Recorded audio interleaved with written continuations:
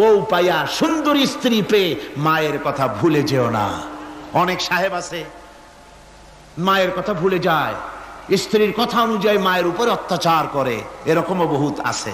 আল্লাহ পাক বলছেন শোনো, وَقَضَى رَبُّكَ أَلَّا تَعْبُدُوا إِلَّا إِيَّاهُ وَبِالْوَالِدَيْنِ إِحْسَانًا। তোমার প্রভুর পক্ষ থেকে ফয়সালা হয়েছে, চূড়ান্ত সিদ্ধান্ত হয়ে গিয়েছে, আমি আল্লাহর ইবাদতের পর তোমার মা বাপের ইহসান করবে, খেদমত করবে, তাদের জন্য উপকার করবে, তাদেরকে ভালোবাসবে। আল্লাহ রাব্বুল আলামিন বলেন মা বাবার সঙ্গে কেমনে কথা বলবে, তাদের সাথে কিভাবে আচরণ করবে, আল্লাহ তাও শিখিয়ে দিয়েছেন। আল্লাহ পাক বলেন ওয়ালা তাকুল লাহুমা ওয়াকুল লাহুমা কাওলান কারীমা। মা বাবার সাথে সম্মানজনক কথা বলো। ওয়াকুল লাহুমা কাওলান কারীমা, সম্মানজনক কথা বলো, মাথায় ঝাঁকি দিয়ে রাগ করে চোখ মোটা করে কথা বলো না। তুমি সন্তান, তোমার জন্য সবচাইতে বড় পীর তোমার আব্বা তোমার আম্মা, ঠিক কিনা কন? ছেলের জন্য, মেয়ের জন্য, সন্তানের জন্য সবচাইতে বড় পীর কে? বাপ মা। এটা ভালো করে মনে রাখতে হবে। আপনার মাওলানা সাহেবদের দোয়া, পীর সাহেবদের দোয়া কবুল হতেও পারে, নাও হতে পারে, 50-50 সম্ভাবনাও আছে, আবার সম্ভাবনা নাই। কিন্তু মা বাবার দোয়া কবুল হবে 100% সিউরিটি রয়েছে। রাসূলুল্লাহ বলেছেন 3 জনের দোয়া কবুল হবে, মুস্তাজাবুদ দাওয়াত। কয়জনের দোয়া কবুল হবে? আল্লাহ রাব্বুল আলামিনের হাবিব বলেন 3 জনের দোয়া কবুল হবে আল্লাহর দরবারে। তার মধ্যে একজন হলেন মাজলুম ব্যক্তি, যে ব্যক্তি অত্যাচারিত, যে ব্যক্তি মুসাফির, প্রবাসী, তার দোয়া কবুল হবে। আর মা বাপ যদি সন্তানের জন্য দোয়া করে, ওই দোয়া আল্লাহ রাব্বুল আলামিনের দরবারে মঞ্জুর হয়ে যায়। আল্লাহ রাব্বুল আলামিন মা বাপ সম্পর্কে বলেন, মা বাবের জন্য আমার কাছে দোয়া করবি বান্দারা, আমার কাছে দোয়া করবি। দোয়াটা আল্লাহ পাক শিখাচ্ছেন, রব্বির হামহুমা কামা রব্বায়ানি সাগীরা। পড়েন সবাই, রব্বির হামহুমা কামা রব্বায়ানি সাগীরা। একটু জিকির করেন, লা ইলাহা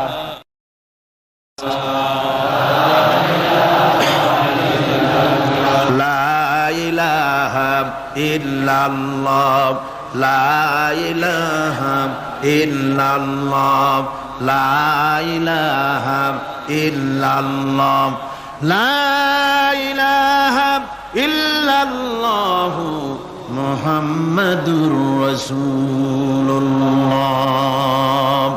আমার ভাইরা, আল্লাহ পাক শিখাচ্ছেন, বান্দা তোর মা বাপের জন্য আমার কাছে দোয়া কর। আয় আল্লাহ, আয় রব, আয় আমার প্রভু, আমার মা বাপ যেমন ছোটবেলায় আমাকে স্নেহের কোলে লালন পালন করেছে, আয় আমার আল্লাহ তুমি আমার মা বাপকে তোমার রহমতের কোলে লালন পালন করো। আল্লাহ শিখাই দিয়েছেন। আমার ভাইরা, প্রত্যেক নামাজের পরে এই দোয়াটা ভুলে যাবেন না। ভুলে যাবেন? ভুলে যাবেন? আমার ভাইরা, আমার বোনেরা, সবাই প্রত্যেক নামাজের পরে পড়বেন, রব্বির হামহুমা কামা রব্বায়ানি সাগীরা। এই দোয়া করতে কেউ ভুলে যাবেন না। আল্লাহ রাব্বুল আলামিন বলে, বান্দারে ওয়া ওয়াসাইনাল ইনসানা বিওয়ালিদাইহি ইহসানা হামালাতুহু উম্মুহু কুরহা ওয়া ওয়াদাতুহু কুরহা। আল্লাহ পাক বলেন, আমি পৃথিবীর সমস্ত মানব মণ্ডলীকে উপদেশ দিয়েছি, মা বাপকে সম্মান করো, শ্রদ্ধা করো, তাদের উপকার করো। তার কারণ হলো তোমার মা তোমাকে গর্ভে ধারণ করেছে অত্যন্ত কষ্টের সাথে। আল্লাহ বলতেছেন, মা তোমাকে গর্ভ ধারণ করেছে অত্যন্ত কষ্টের সাথে, এরপরে তোমাকে ডেলিভারি করেছেন অত্যন্ত কষ্টের সাথে, তোমাকে ডেলিভারি করেছেন। গভীর রাত্রে মানুষ সব ঘুমায় যায়, গর্ভবতী মা ঘুমাতে পারে না, সন্তান পেটের ভিতরে, হাঁটু দিয়া গুতা মেরেছে, পা দিয়া লাথি মেরেছে। মা চরম শীতের রাত্রে, প্রচন্ড শীতের রাতে গায়ের লেপটা সরায় দিয়া মা একবার দাঁড়ায়, আর একবার বসে, একবার দেওয়ালের সাথে হেলান দিয়া দাঁড়ায়। কষ্ট করে রাতটারে কাটায় দেয়। আবার সারাদিন সংসারের জন্য কাজ করেছেন, রান্না বান্না করেছেন মা, সকলকে খাওয়াইয়া মা শেষের দিকে খেতে গেছেন। যখন নিজে খেতে গেলেন, খাবারের ক্ষুধাত নিয়ে পেট ক্ষুধা নিয়ে খেতে বসেছেন, পেটের ভিতরে সন্তান লাথি মেরেছে, পেটের মধ্যে ঘুষা মেরেছে, হাঁটু দিয়া গুতা মেরেছে, ভরা পেটে পেটের ভিতরে সন্তান গুতা মারলো হাঁটু দিয়া, মাথা দিয়া। মা ক্ষুধা রয়েছে, পেটে খেতে পারলেন না, বেদনা শুরু হয়েছে। খাবারের থালাটা ঠেলে দিয়ে মা দাঁড়ালেন, বসলেন, চোখের পানি ফেললেন। এভাবে করে মা একটা দুইটা দিন নয়, 10টি মাস পর্যন্ত সন্তানটাকে পেটের মধ্যে নিয়ে, একটা জীবিত মানুষ আর একটা জীবিত সন্তান পেটের মধ্যে নিয়ে নড়াচড়া করছেন, চলাফেরা করছেন। কিতাবের মধ্যে এসেছে রাতের বেলায় মা যে ঘুমাতে পারেন না সন্তানের নড়াচড়ার কারণে, রাতভর ইবাদত করলে যত সওয়াব পাওয়া যেত আল্লাহ ওই সওয়াব মায়ের আমলনামায় লিখে দেন। সন্তান পেটে থাকার কারণে খেতে পারে না, পেট ভরে ক্ষুধায় কষ্ট পায় মা। এই জন্যে 10 মাস ধরে রোজা রাখলে যে সওয়াব হতো আল্লাহ রাব্বুল আলামিন মায়ের আমলনামায় রোজার সওয়াব লিখে দেন। 10 মাস পুরে গেল, সন্তান ডেলিভারির সময় চলে এলো। মায়ের মন বিমর্ষ, সন্তান ডেলিভারি হবে, না জানি মরে যাই নাকি, না জানি অপারেশন লাগে নাকি, কি অবস্থা হবে। মা খেতে পারে না, মুখটা শুকায়া যায়। ডেলিভারির সময় যখন আসে, মা বাবার কাছ থেকে বিদায় নিয়ে যায়, স্বামীকে একান্তে গোপনে ডেকে নিয়ে বলে, প্রাণের স্বামী, দীর্ঘদিন একসঙ্গে ঘর কন্যা করেছি, অপরাধ হয়ে যেতে পারে, আমারে মাফ করে দিও। আমার মনে হয় এবার আমি আর বাঁচবো না। সংসার থাকলো, চাবি থাকলো, সব বুঝে নাও, আমারে মাফ করে দিও। মা চলে গেল সতিকা গৃহে, ক্লিনিকে চলে গেল, অপারেশন থিয়েটারে চলে গেল, অথবা ডেলিভারির জায়গায় চলে গেল।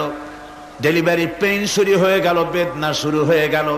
এক একটা বেদনা যেন মায়ের এক একটা মৃত্যু যন্ত্রণা শুরু হয়ে যায়।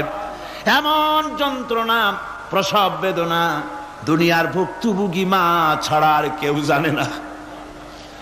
এই চরম বেদনার ভেতর দিয়ে, চরম কষ্টের ভিতরে মা যখন একটা বাচ্চা প্রসব করলো, জিহাদের ময়দানের মতো মা রক্তাক্ত হয়ে গেলেন, সন্তান দুনিয়ায় এলো।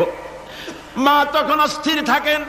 এত বড় বিরাট কষ্টের ভিতরে আল্লাহ রাব্বুল আলামিন বলেন, সন্তান যখন ডেলিভারি হয়ে গেল, মায়ের মনের ভিতরে আমি তখন এই ফিলিংস, এই টেন্ডেন্সি জাগ্রত করে দিই, দেখ কি হয়েছে।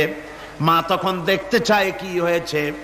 মায়ের সামনে যখন এত কষ্টের, হৃদয় রিংড়ানো, কলিজার 32টি নাড়ি ছেঁড়া যন্ত্রণার সন্তান যখন মায়ের চোখের সামনে আসে, আল্লাহ পাক বলেন, মা যখন তার ছেলের মুখের দিকে তাকায়, মেয়ের মুখের দিকে তাকায়, আল্লাহ বলেন 10 মাসের পেটে ধরা কষ্ট আর ডেলিভারির সব কষ্ট মায়ের মন থেকে মুছে ফেলে দেই। আল্লাহ রাব্বুল আলামিন বলেন, খবরদার দুনিয়ার মানুষ, এমন মায়ের সাথে নাফরমানি করবি না, এ মায়ের সাথে নাফরমানি করবি না, মাকে সম্মান করবি, মার কাছে দোয়া চাবি। দুনিয়ায় যদি সম্মান চাও, রিজেক্ট চাও, মায়ের পায়ে ধরে কাঁদো। মায়ের জাতি অনেক সম্মান তার। রাসূল করিম সাল্লাল্লাহু আলাইহি ওয়াসাল্লামকে প্রশ্ন করা হয়েছে, হুজুর খেদমত করব কার? হুজুর কয় মায়ের। তারপরে কার? হুজুর কয় মায়ের। তারপরে কার? হুজুর বলেন মায়ের। তারপরে কার? তোমার পিতার। 3 গুণ। তোর মায়ের মর্যাদা 3 গুণ বেশি, তোর বাপের চাইতে মর্যাদা বেশি। সুবহানাল্লাহ পড়ে। আর আজকে ইসলামের শত্রুরা তারা বলে যে ইসলাম নারীর অধিকার আদায় করে নাই। নারীর অধিকার ইসলাম দেয় নাই তো কে দিয়েছে? আমার বন্ধুগণ, বিশ্বনবী জনাব মুহাম্মদ রাসূলুল্লাহ সাল্লাল্লাহু আলাইহি ওয়াসাল্লাম মসজিদে নববীর ভিতরে বসে আছেন। এক বৃদ্ধা মহিলা মসজিদের মধ্যে প্রবেশ করলেন। হুজুর বৃদ্ধাকে দেখে দাঁড়ায় গেলেন, বিশ্বনবী বুড়ি মেয়ে লোককে দেখে দাঁড়ায় গেলেন। আল্লাহর নবী বুড়িকে দেখে দাঁড়ালেন। বুড়ি যখন কাছে এলেন, আল্লাহর নবী নিজের গায়ের চাদর বুড়ির জন্য বিছায়া দিলেন। বুড়ি বসলেন। এরপরে কথাবার্তা সারার পর বুড়ি যখন বিদায় হবেন, হুজুর আবার দাঁড়ালেন। বুড়ি মহিলা চলে গেলেন। সাহাবায়ে কেরাম বলেন, ইয়া রাসূলুল্লাহ, কিছুই বুঝলাম না, একজন বৃদ্ধা মহিলার জন্য বিশ্বনবী দাঁড়ান আর গায়ের চাদর বিছান, আমরা বড় আশ্চর্য হয়ে গেলাম। নবীজি বলেন, ও আমার সাহাবীরা, তোমরা জানো না এই মহিলাকে চিনতে পারো নাই? আমি আমার মায়ের দুধ আমার জীবনে কিসমতে তেমন হয় নাই, আমি আমার মায়ের দুধ তেমন কিসমতে পাই নাই। যার বুকে দুধ খেয়ে, যার কোলে কাখে চড়ে আমি বড় হয়েছি, আমার সেই দুধ মা, ইনি হযরতে হালিমাতুস সাদিয়া, আমার সেই দুধ মা। রাসূলুল্লাহ নিজে সম্মান দিয়েছেন মায়ের। খবরদার, মাকে অসম্মান করবেন না, মাকে সম্মান করবেন, মাকে শ্রদ্ধা করবেন। আমার বন্ধুগণ, আলেম ওলামা পীর বুজুর্গদের জন্য হাদিয়া তো দেন আপনারা, কোনো নিষেধ নাই, দেন। হাদিয়া দেওয়াও সুন্নত, নেওয়াও সুন্নত, দিবেন, আমি কোনো নিষেধ করি না। কিন্তু আমি বলতে চাই, পীর বুজুর্গদের কাছে, আলেম ওলামাদের কাছে হাদিয়া দিয়া আল্লাহরে যত না খুশি করতে পারবেন, এই ডালিম বেদানার মৌসুমে বেদানা একটা ভেঙে নিজ হাতে যদি মায়ের মুখে তুলে দেন, আল্লাহর আরশ খুশি হয়ে যাবে, আল্লাহর আরশ আজিম খুশি হয়ে যাবে, আল্লাহ পাক খুশি হয়ে যাবেন। মায়ের খাওয়াও, বাপকে খাওয়াও, তোমার সবচেয়ে বড় পীর তিনি। সুবহানাল্লাহ পড়ে, সুবহানাল্লাহ। মা বাপ যদি একটু দোয়া করে দেয়, তোমার জিন্দেগির কাম শেষ। একটু বদদোয়া করলে জাহান্নামে যাবা। কোন পীর সাহেব বদদোয়া করলে জাহান্নামে যাবে এমন কথা নয়, কোন মাওলানা বদদোয়া করলে দোজখে যাবে এমন কথা নয়। রাসূল বলেছেন, হুমা জান্নাতুকা ওয়া নারুকা, মা বাপ তোমার বেহেশত, মা বাপ তোমার জাহান্নাম। মা বাপ যদি অসন্তুষ্ট হয়, দোজখে যাবি, আর মা বাপ যদি খুশি, আল্লাহর জান্নাতে চলে যাবি। সুবহানাল্লাহ, সুবহানাল্লাহ, সুবহানাল্লাহ। মায়ের পায়ের তলে তোর বেহেশত। আমরা পুরুষ, আমাদের গত বছরও বলেছি, আমরা পুরুষ, আমাদের পায়ের তলে জুতা, আমাদের পায়ের তলে কি? শুধু জুতা। আর আমার মা, আমার মায়ের জাতি যারা এই প্যান্ডেলে বসে আছেন, আমার মায়েরা বোনেরা, মায়ের জাতি যারা পৃথিবীতে, মায়ের জাতির পায়ের তলে আল্লাহর বেহেশত। সুবহানাল্লাহ। নারীর মর্যাদা ইসলাম দেয় নাই, কে দিয়েছে? আল্লাহ দিয়েছেন, আল্লাহ রাসূল দিয়েছেন। আমার বন্ধুগণ, হযরত বাইজিদ বুস্তামি, ছোট্ট বাচ্চা ছেলে, গভীর রাত্রে মা অসুস্থ, পানির পিপাসায় জেগে উঠেছেন। বাবারে, পিপাসায় শেষ হয়ে গেলাম, পানি দাও। ছেলে ঘরের ভিতরে পানি না পেয়ে বাইরে দৌড়াদৌড়ি করলেন। অনেক দূর থেকে পানি নিয়ে এসে দেখেন মা ঘুমায় গেছেন। পানি নিয়ে দাঁড়ানো, পৌষ মাস, মাঘ মাসের শীতের রাত, ফজরের সময় মায়ের ঘুম ভেঙে গেল।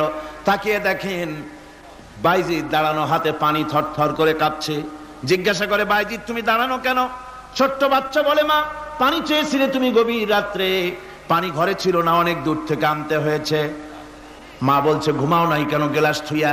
বাচ্চা বলে, ঘুমাই নাই, তুমি যদি আবার পানি চাও, সময় মতো যদি দিতে না পারি, মা তোমার কষ্ট হবে, এই জন্য ফজর পর্যন্ত আমি দাঁড়ায় আছি, কখন তুমি পানি চাও। মা হাতের থেকে পানি নিয়ে পান করলেন। বাইজিদকে বিছানার উপরে আরাম করে কম্বল দিয়ে ঘুম পড়াইয়া দিলেন। হযরত বাইজিদের মা উযু করে ফজরের নামাজ পড়ে সিজদায় চলে গেলেন। চিৎকার মেরে কেঁদে বলেন, আমার রব, আমার আল্লাহ, আমি আমার বাইজিদের মা, আমি মা হয়ে বাইজিদের জন্য দোয়া করি। বাইজিদ আমার জন্য আজকে যা করেছে, আমি মা, আমার কলিজা ঠান্ডা হয়ে গেছে। আয় আল্লাহ, আমি বাইজিদের জন্য দোয়া করি, তুমি তাকে সুলতানুল আরিফিন বানাইয়া দিও। মঞ্জুর হয়ে গেল আল্লাহ পাকের কাছে দোয়া। আমার ভাইরা, আল্লাহ পাক বলছেন, খবরদার, আমার ইবাদতের পরে মা বাপ, আল্লাহর ইবাদতের পরে কারা? মা বাপ। মা বাপকে সম্মান করো, শ্রদ্ধা করো, মোহাব্বত করো, কিসমত খুলে যাবে, কিসমত খুলে যাবে। মা বাপকে সম্মান করো। হযরত আবু হুরায়রা রাদিয়াল্লাহু তাআলা আনহু রাসূলের সামনে এসে কাঁদতেছেন। হুজুর বলছেন, আবু হুরায়রা কাঁদো কেন? কাঁদো কেন? রাতের বেলা কাঁদো কেন? হযরত আবু হুরায়রা বলছেন, হুজুর আমাকে মা মেরেছেন। হুজুর বলছেন, মা মারলো কেন? কোন অপরাধ করেছো? কোন গোস্তাখি করেছো? আবু হুরায়রা বলছেন, না হুজুর, কোন গোস্তাখি করি নাই। তবে মারলো কেন? হযরত আবু হুরায়রা বলছেন, হুজুর আমি আপনার দরবার থেকে ফিরতে রাত হয়ে গিয়েছিল। মা জিজ্ঞেস করলেন, আবু হুরায়রা এত রাত্রে কোথায় ছিলি? বললাম, আমি ছিলাম যে কদম চুমতে পারলে দুনিয়া ধন্য হয়, সেই দরবারে নববীর কদম মোবারক থেকে আসতে আমার দেরি হয়েছে। আমার মা মুশরিকা, আপনার নাম শুনে তার গায়ে আগুন জ্বলে উঠলো, আমাকে ধরে মারা আরম্ভ করলো। বলল, হয় আমার বাড়ি ছাড়বি আর না হয় মুহাম্মদ সাল্লাল্লাহু আলাইহি ওয়াসাল্লামের দরবার ছাড়বি। আমি বললাম, আমার মা, তুমি বুড়ি মানুষ, তোমার গায়ে যত শক্তি আছে সমস্ত শক্তি দিয়ে আমারে পিটাও, আমারে মারো। মারতে মারতে আমাকে বাড়ি থেকে তুমি বের করে দাও। তোমার বাড়ি শুদ্ধ, তাম দুনিয়া ছেড়ে দিতে পারি, আল্লাহর নবীর কদম মোবারক ছেড়ে দিতে পারি না। হুজুর, আমার মা আমাকে গলা ধাক্কা দিয়ে বের করে দিয়েছেন। হুজুর বলছেন, আবু হুরায়রা, তোমার মা তোমাকে মেরেছে, তুমি আমার কাছে নালিশ করছো? আমার তো এখানে ইন্টারফেয়ার করার কিছুই নেই। সুবহানাল্লাহ, সুবহানাল্লাহ। মা তোমাকে মেরেছে, এখানে আমার করার কিচ্ছু নাই।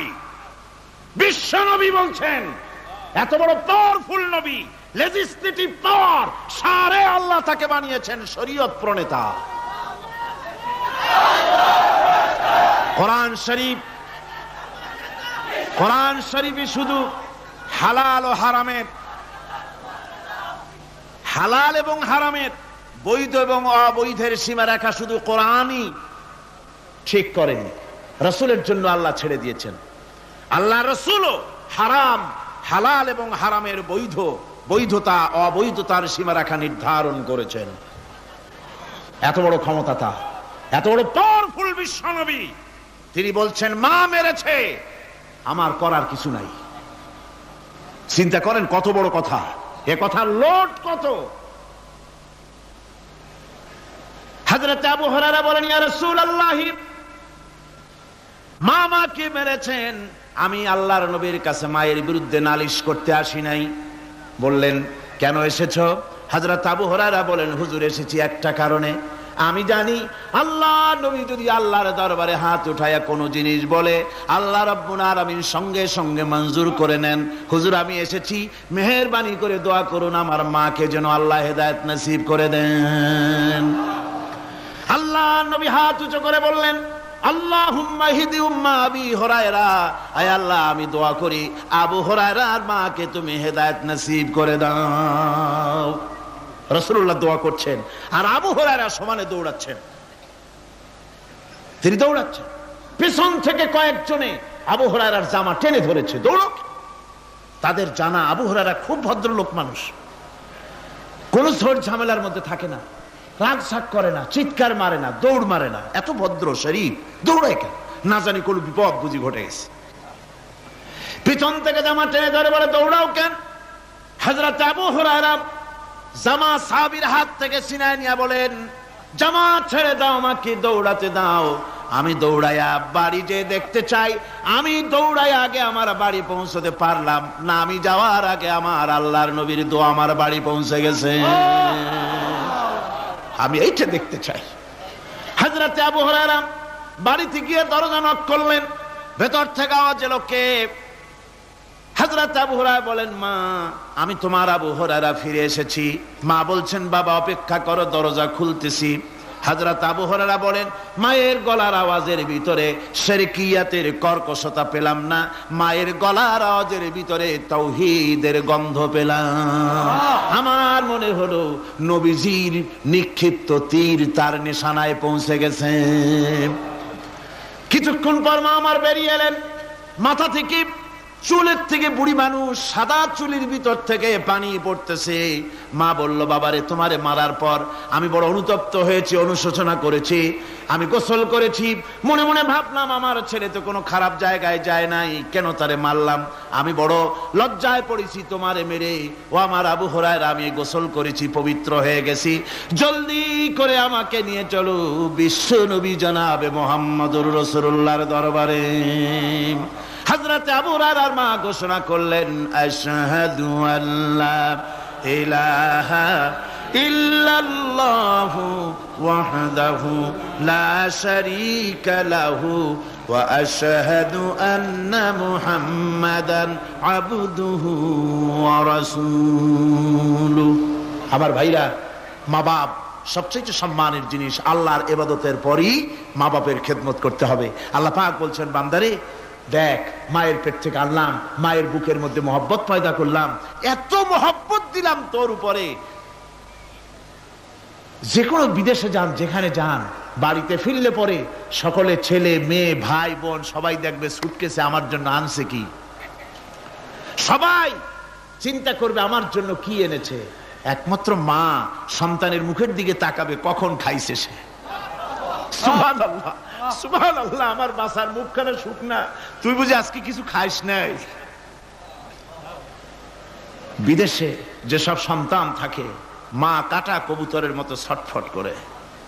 আমার ছোটবেলার কথা আমি দেখেছি সরসিলা মাদ্রাসা পড়তাম, আব্বা টাকা দিতেন মাদ্রাসায় যাওয়ার সময়, আবার মা আবার মুরগির ডিম বিক্রি করা, বিভিন্ন জিনিস বিক্রি করা বা বাজার করার পয়সা, উদ্বৃত্ত কিছু পয়সা আব্বার অজান্তে আমার হাতের মুঠার মধ্যে দিয়ে দিতেন।